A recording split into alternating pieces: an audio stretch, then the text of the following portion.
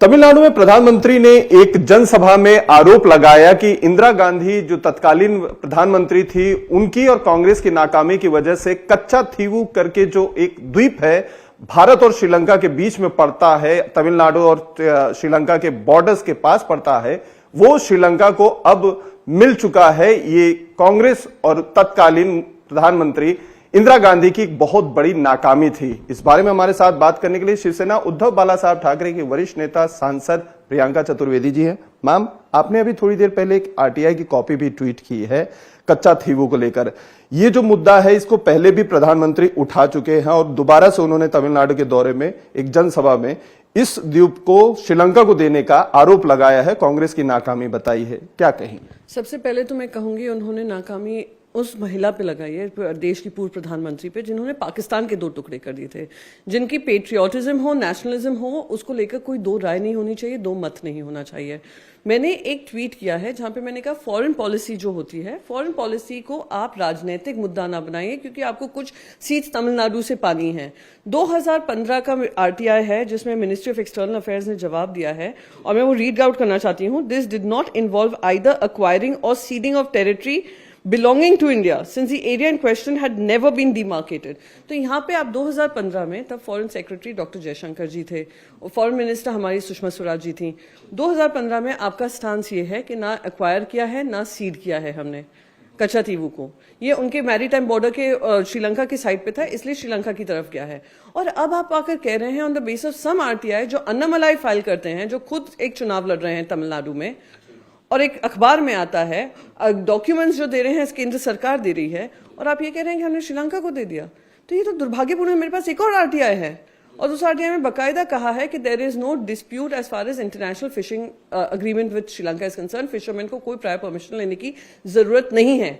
ये तो आपकी नाकामयाबी है कि आज आप नेबरिंग कंट्रीज के साथ भी आप रिश्ता नहीं निभा पा रहे हैं और श्रीलंका आपको इतनी आंख दिखा रहा है। प्रधानमंत्री ने, बल्कि मैं कहूंगी प्रधानमंत्री ने जो बात रखी है वो श्रीलंका के केस को और मजबूत करने का काम किया है और हमारे फिशरमैन, जो तमिलनाडु के फिशरमैन बार बार पकड़े जाते हैं, उनको और खतरे में डालने का काम किया है। लेकिन प्रधानमंत्री कहते हैं कि चूंकि उस समय सरकार ने जो 3 बार की बैठक की थी, उसमें ही समझौता, एक बार जो कोलंबो में हुआ था वो, और फिर दिल्ली में जो हुई थी, उसी में समझौता हो गया था, जिसकी वजह से अब जो आए दिन हमारे तमिलनाडु के जो मछुआरे हैं वो जाते हैं फिशिंग के लिए, तो उन्हें गिरफ्तार कर लिया जाता है। फिर से यही दोहराऊंगी, 2015 में आपका स्टैंड कुछ और है, श्रीलंका से आपकी लगातार बातचीत जारी है, तो आपने ये मुद्दा क्यों नहीं रखा? 2024 में चुनाव के एंड पहले आप कहां एक तरफ कॉन्फिडेंटली नारा देते हैं 400 पार, दूसरी तरफ तमिलनाडु की 1-2 सीट्स के लिए आप इस तरीके की राजनीति कर रहे हैं जो देश के लिए हानिकारक है, देश के मछुआरों के लिए हानिकारक है। ये दुर्भाग्यपूर्ण है।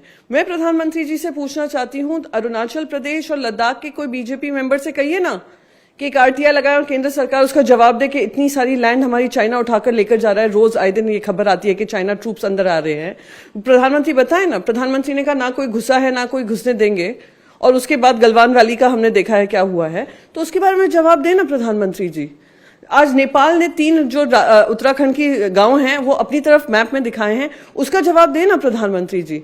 इस तरीके की राजनीति करना जहां पे देश की जो साख है अपने नेबरिंग नेशंस के साथ, वो गलत है। महाराष्ट्र की राजनीति पे बात करते हैं। महाराष्ट्र की राजनीति में सीट शेयरिंग का जो एक मुद्दा था महाविकास आघाड़ी का, उसमें अभी तक ये कोशिश की जा रही थी कि प्रकाश अंबेडकर की जो वंचित बहुजन आघाड़ी है वो साथ में आ जाए, लेकिन कल के दिन उन्होंने अंबेडकर जी ने 11 और कैंडिडेट्स अपने डिक्लेयर कर दिए। इससे पहले उन्होंने 8 किए थे, तो कुल मिला के 19 डिक्लेयर हो चुके हैं। कांग्रेस के जो आला नेता है वो लगातार कह रहे हैं कि प्रकाश अंबेडकर का जो रुख था वो हमेशा से डाइसी था, वो महाविकास आघाड़ी के साथ आना नहीं चाहते थे। आप भी उस अलायंस के पार्टनर हैं, आप क्या कहना चाहेंगे इस मुद्दे पर? देखिए, हमारी पूरी कोशिश यही रही थी कि महाविकास आघाड़ी का एक अहम हिस्सा बने, क्योंकि उनकी लड़ाई और हमारी लड़ाई एक ही है। उन तानाशाहों के खिलाफ है जिन्होंने संविधान को दरकिनार कर दिया है, प्रजातंत्र के उसूलों के साथ चीरफाड़ की है, क्योंकि इनको सत्ता का मौज चाहिए। हमारी उम्मीद थी जब हमारा अलायंस हुआ था, शिवसेना का पहले अलायंस हुआ था वंचित बहुजन आघाड़ी के साथ, कि उनको का समावेश हम महाविकास आघाड़ी में करेंगे। बातचीत चालू थी, किसी तरीके का कोई मुद्दा नहीं था, पर उन्होंने अपना डिक्लेयर किया है। मैं फिर से उनसे एक ही रिक्वेस्ट करूंगी, क्योंकि लड़ाई एक है और लड़ाई तानाशाही के खिलाफ है, वो संविधान के खिलाफ है जिसके आर्किटेक्ट खुद डॉक्टर बाबा साहेब अम्बेडकर जी हैं। तो इस लड़ाई में हम सब एकजुट होकर लड़ें। पर अगर उन्होंने उम्मीदवार डिक्लेयर कर दिए हैं, उन्होंने अपना मन जाहिर किया है, तो हम भी महाविकास आघाड़ी भी एकजुट होकर एक अच्छी लड़ाई लड़ेगी और जो ताकतें हैं, तानाशाही ताकतें हैं, उनको हराएगी। मैम, नाना पटोले खुद ये बोल चुके हैं कि अकोला से हम अभी तक जो है कोई कैंडिडेट, चूंकि महाविकास आघाड़ी से उनकी बात हो रही थी, हमने कोई कैंडिडेट नहीं खड़ा किया। अब हम अपनी पार्टी से वहां पे कैंडिडेट खड़े करेंगे, क्योंकि जिस तरीके का रुख उनका रहा है, प्रकाश अंबेडकर ठीक वही काम कर रहे हैं जो 2019 में उन्होंने किया था, जिसकी वजह से 13 सीटों का नुकसान हमें तब हुआ था। और वही चीज ये अभी कर रहे हैं जो तेलंगाना में ओवैसी कर रहे हैं, वही चीज महाराष्ट्र में प्रकाश अंबेडकर करें। इतना गंभीर आरोप लगाया। नहीं, देखिए, बस ये कहूंगी कि उनकी जो सीट शेयरिंग की भी मुद्दा था, जो भी उनकी मांग थी, महाविकास आघाड़ी ने उनको अकोमोडेट करने का काम किया, पर उनकी मांग ज्यादा सीट्स को लेकर थी, जहां की वहां पे उनकी मैं कहती हूँ विनेबिलिटी कम थी। तो हमें विनेबिलिटी के हिसाब से जाना है। उन्होंने जो डिसीजन लिया है वो उनके ऊपर है। पर मैं बस यही कहूंगी, 2019 का जो चुनाव था, जहां पे उन्होंने 13 सीट पे कुछ डिफरेंस हुआ होगा, ये चुनाव बहुत अलग होने वाला है। ये चुनाव वो होगा जो महाराष्ट्र हित के साथ खड़े हुए हैं, वो है महाविकास आघाड़ी, और जो महाराष्ट्र के खिलाफ खड़े हैं वो है महाझूठी गठबंधन। महाझूठी गठबंधन में अभी जूते चप्पल चल रहे हैं। अब तक ये भी नहीं निर्णय हुआ है कौन कितनी सीट पे लड़ेगा। कभी कहते हैं राज ठाकरे हमारे साथ हैं, कभी कहते हैं नहीं, अभी राज ठाकरे को होल्ड पे रखें।